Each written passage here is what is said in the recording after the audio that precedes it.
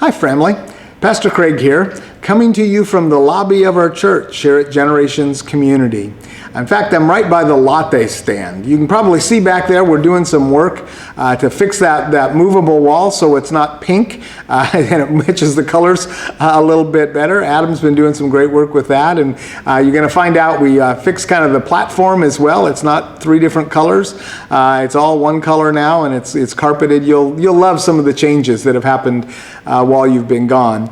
But I'm coming to you from the lobby because I think that's where much of our family life kind of happens in our church. I think the worship center is important. It's an important place where we praise God and worship Him in music and song and all of that good thing. And then the teaching of the Word, where we open God's Word and we learn and we grow in the discipleship. But it's in the lobby where a lot of the what I call body life happens. It's where we love on each other and care for each other, share life together, make plans together, those kinds of things. And so I thought it appropriate that since what we have been denied during this time is that lobby family connection piece of it, that I bring to you the plan for how we're going to kind of open our facility up and open our programming back up over the next weeks and months together. So I hope you'll join me as we talk about how to open our facility and expand our programming. The first thing I want to share with you a little bit is our assumptions about this thing going forward. And these will apply to everything we do and through all the phases. But we kind of wanted to get them out there in front of you so that you know this. And by the way, you'll be able to download this off of our webpage and probably off of our Facebook page, I believe, as well, so that you can see the details in the future. The first kind of assumption is this. Social distancing will let me try that again. Social distancing will still be required through all stages and potentially beyond. So even though we're going to figure out how to get back together, we're going to have to continue to social distance. Number two, we will follow all medically recommended CDC precautions. That is to say, we're going to do what we need to do to protect you, and we're going to kind of follow what the guidelines are. And I know that seems obvious, but I thought we'd just say that. And then number three, we will follow the phase guidelines laid out by our governor, and then the plan will be appropriately modified to fit any changes in the phases or new directives. And so we're going to match this to the phases that the governor has laid out. And I need to just kind of clarify something, because sometimes I see stuff out there that I go, that's really not why we're doing this.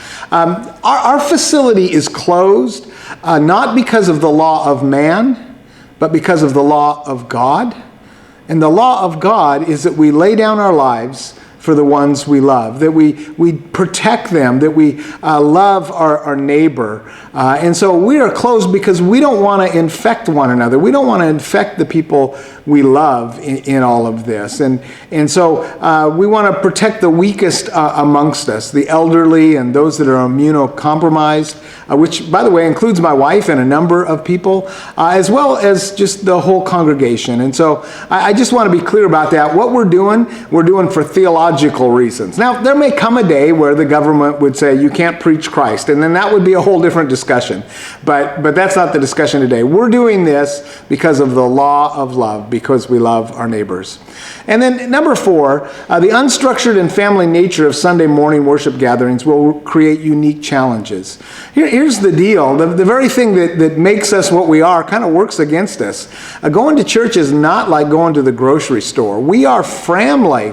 We like to shake hands with one another and hug one another and pat each other on the back, and we stand close when we talk to each other because we're friends, precisely because we're family together. We love to sing and project, and yet many of those things are going to be a problem for us when we come back, because again, you may be comfortable with handshaking with somebody or hugging them, but keep in mind the other person may not, and you may not know that they have an immune system issue or all of those sorts of things. And so it's going to be hard, and I just want to say that right up front. It's going to be hard. I am a compulsive handshaker. I'm going to just have to tie my hands right to my legs or something, because I just automatically shake hands with people.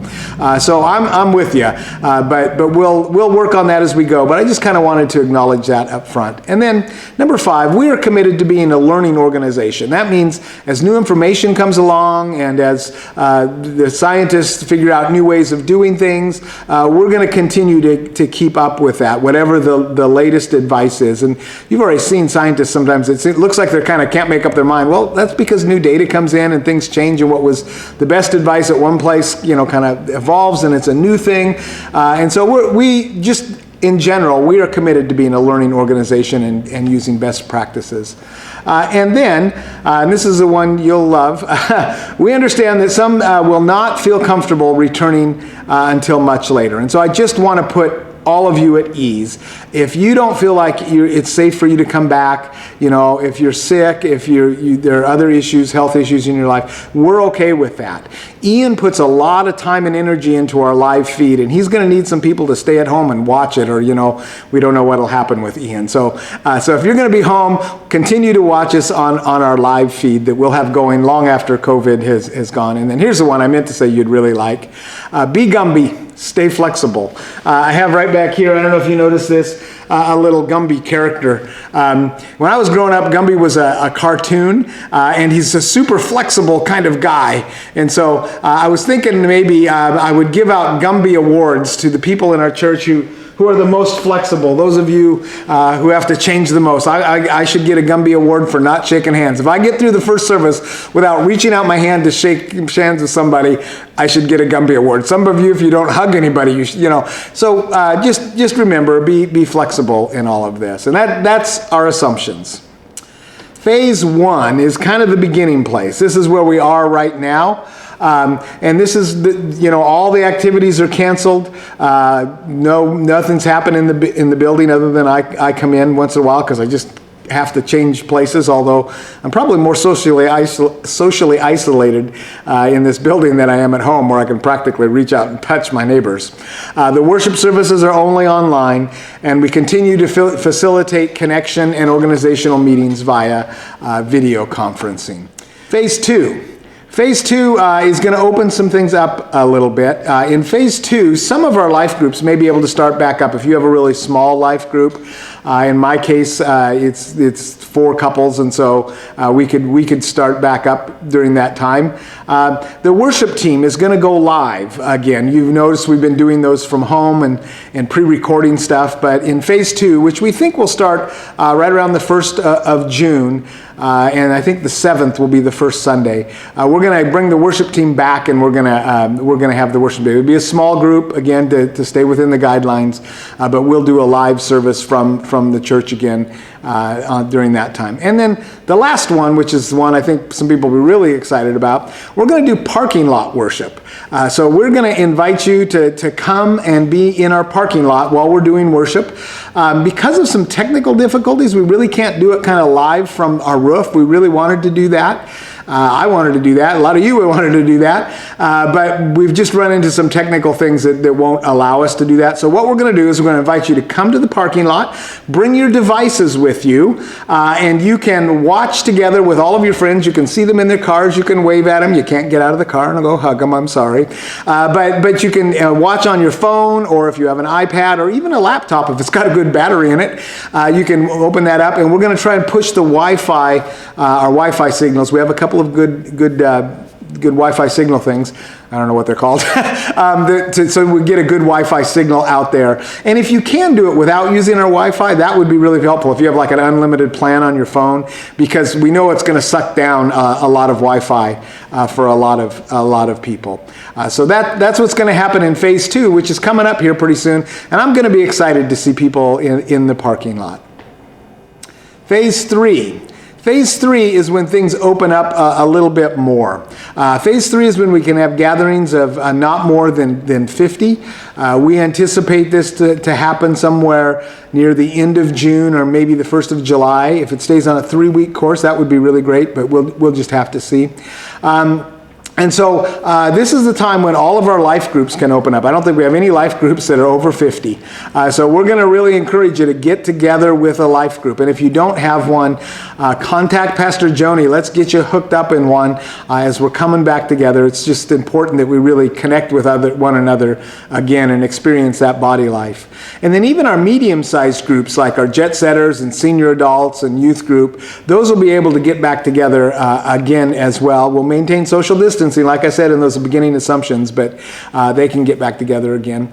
And we're going to encourage all of our life groups and medium-sized groups to maybe gather off-site. If you're not coming to the parking lot, maybe you'd like to get together with a group and of 50 or less somewhere in a home, or maybe you have someplace else you can get to and watch the service together. And then you can sing together, and you can make fun of me on video, because it always makes me a little nervous to be on video. Whatever you want to do, but you can watch the live stream, and it will be live at that point.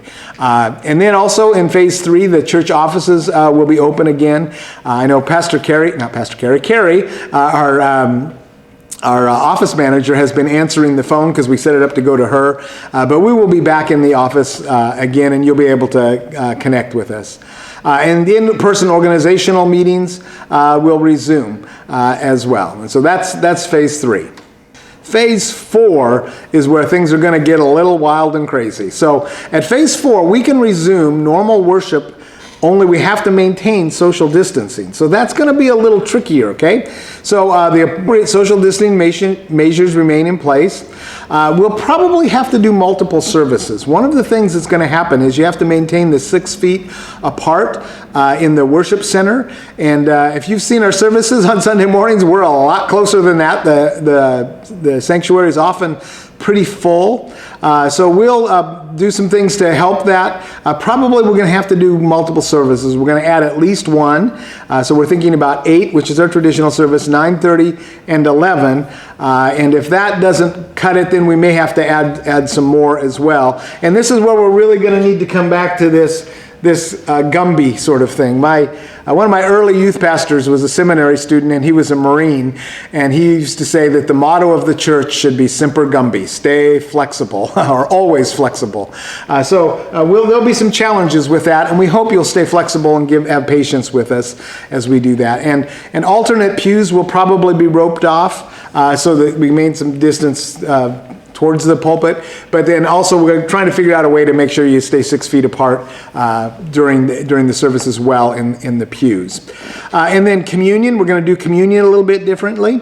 We have some little communion juice things. It has a wafer on the top and a little juice in it, and we'll have the ushers who are gloved pass those out to you, and you can take them, and at the end of the service you kind of peel it open and you take the wafer and then you drink the juice, so that communion, we aren't spraying anything with that. And we're going to have to do offering a little bit different as well. So what we're going to do is transition to a new way. There's another tradition where instead of passing the offering plates, at the back of the sanctuary you have offering boxes. And we'll try and think up a creative idea for that. If you've got one, let us know. And basically we'll just encourage you as you're going out or when you come in at the beginning of worship or whenever to just put your offering in there. Or those of you that do it online, to do it online as well. You can continue to do that. Thank you so much. Many of you have moved to online, and that has just been really, really helpful. Again, I brag about you guys everywhere. You are just a very, very generous church. And then just another thing to let you know, we are going to clean all the high-touch services between services. We'll do a deep cleaning before, but then we'll be cleaning as we go along as well, to be careful. Also, our internal doors are going to be propped open to avoid touching, so you can come and go without actually having to touch anything. And our external doors will have our gloved greeters or ushers open the door for you. If we can remember to be there all the time, we're going to work hard at that. Again, just so you don't have to touch doors, because by the time you run several hundred people through here on a Sunday, man, those doors have been touched a lot. And so we just want to make sure that we're safe with there. And we'll put up some social distancing signage to help you remember as well. Our free coffee bar, that you're used to just serving yourself there, which is part of the joy of it. I've seen great conversations go on. But we're going to probably ask a volunteer or two to be there. We'll put up a sneeze guard, and they'll ask you want black coffee, do you want decaf, you want some sugar, you want those sorts of things, and then hand it to you just to keep that, again, a safe place as well. We want you to have your coffee. I don't want you to fall asleep during the sermon, okay? So you got to have your coffee, but we'll have some people there to help us with that so that we can make sure that we're safe with that. And then the latte stand, again, we'll put up a sneeze guard, and we're going to go through some extra training and gloves and probably some masks and some of those sorts of things, and there'll be constant cleaning there as well. That's going to be pretty rigorous in our latte stand. We want you to be able to get those lattes, but we also want, again, I've said it 100 times, we want you to be safe through all of this. There's also going to be some extra bathroom cleaning that we'll be doing between services. We're going to look for a crew of people to help us kind of clean between services. And then wipes and sanitizers, that we're planning on having those everywhere around the church. The children's church plan we're still working on, man. How do you figure out and keep children from social distancing? So we may have them outside during some of that. We may do some family worship together where your children stay with you, and we'll change the worship service up so it fits kids a little bit better than all of that. Then our greeters we're going to tell them no handshaking, no hugging, and then kind of opening the external doors. We talked about that a little bit. And then also our bulletins are going to probably have to go away because those get handled a lot. So we'll have the slides up, and we'll also probably have an electronic download so that you can download that right to your phone, or you can download that at home. And all of our movable seating that we do for the 8 o'clock service and Sunday school classes, we'll reconfigure that for social distancing again so that you can be safe. So that's kind of the plan at this point. You can always send email to me at pastorcraig@generationscommunity.org.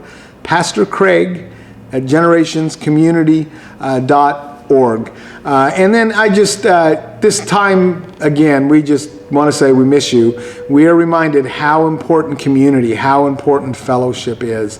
And so we love you, and we are looking forward to the day when we can get back together, probably in stages, first in the parking lot, and then maybe into the building as well. And so hope you will join us when we're ready to come back again. But if you can't, join us online. And so let me say to you what I say at the end of every service. God loves you. I love you. Go and love each other.